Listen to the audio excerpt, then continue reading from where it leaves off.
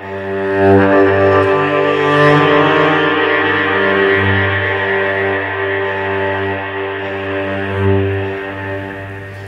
société, c'est d'abord le lieu qui la contient. C'est ainsi que Jean-Paul Sartre parle de la salle des menus plaisirs, qui est la salle où se réunissent les États généraux et où se trame du 5 mai au 11 juillet 1789 la possibilité de transformer d'une manière radicale la société d'Ancien Régime en une société où il n'y aurait plus de hiérarchie d'ordre.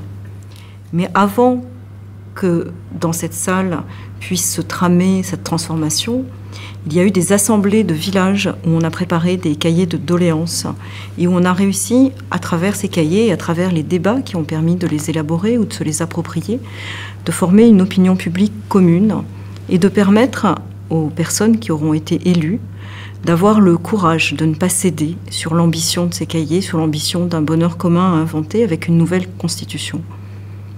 Aujourd'hui, quels seraient nos lieux du politique ?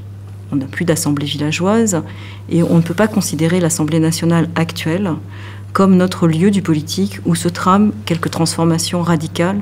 On ne sait même pas s'il se trame quelques réalisations démocratiques.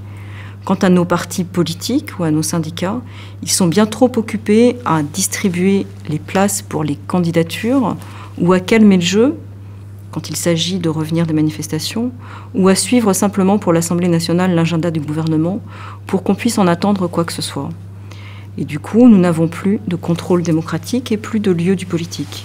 Ce ne sont pas dans les partis, ce ne sont pas dans les syndicats, ce n'est pas à l'Assemblée nationale qu'on peut aujourd'hui se ressaisir de questions aussi importantes que la dette, dont on sait parfaitement qu'elle est aujourd'hui à penser et à gérer d'une manière autre que ce que nous propose la Banque centrale européenne, qui n'a rien de démocratique, puisque c'est une banque privée.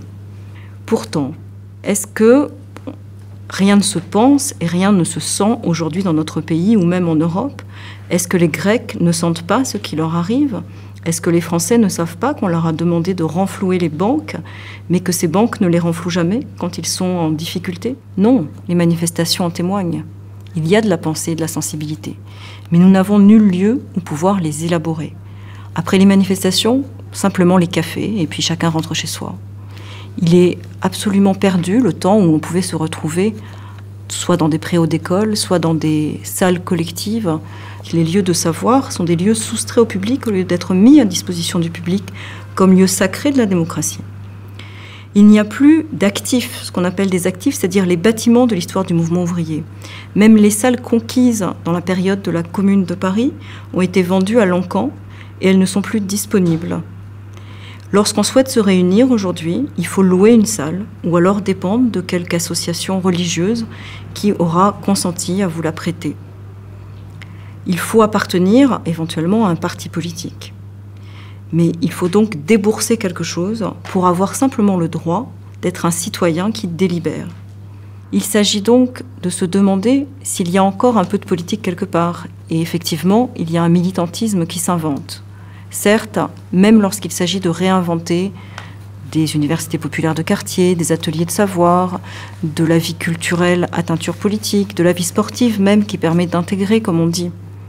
On est très très loin des assemblées villageoises de 1788, très très loin des assemblées de district de 89 qui avaient distribué les armes la veille du 14 juillet, très loin des sociétés fraternelles qui réclamaient le droit de vote pour les citoyens étrangers, pour les femmes et pour les pauvres qui avaient été exclus par la citoyenneté passive, très loin des sociétés politiques qui avaient préparé l'insurrection en 1792, très loin de celles de 93 qui observaient chacun des gestes de la Convention et réclamaient effectivement qu'on puisse tenir compte du droit à l'existence de chacun. Nous sommes dans une situation où, sans lieu du politique, eh bien, nous ne sommes pas vraiment des êtres politiques, des êtres citoyens, mais simplement des spectateurs. Alors il s'agit de réclamer à nouveau eh bien, que des lieux nous appartiennent et de reconquérir les actifs du mouvement ouvrier, de reconquérir la possibilité de nous réunir dans ces salles que la Commune avait conquises, de pouvoir réinvestir les préaux d'école, et de pouvoir faire en sorte que toutes les petites choses qui s'inventent dans des compagnies de lucioles, dans ce nouveau militantisme, puissent devenir lisibles dans un espace virtuel qui serait le journal officiel de ce qui se débat, de ce qui se fait en France. Réclamer ce véritable droit d'adresse et de pétition serait une manière de faire en sorte que les représentants soient obligés de répondre.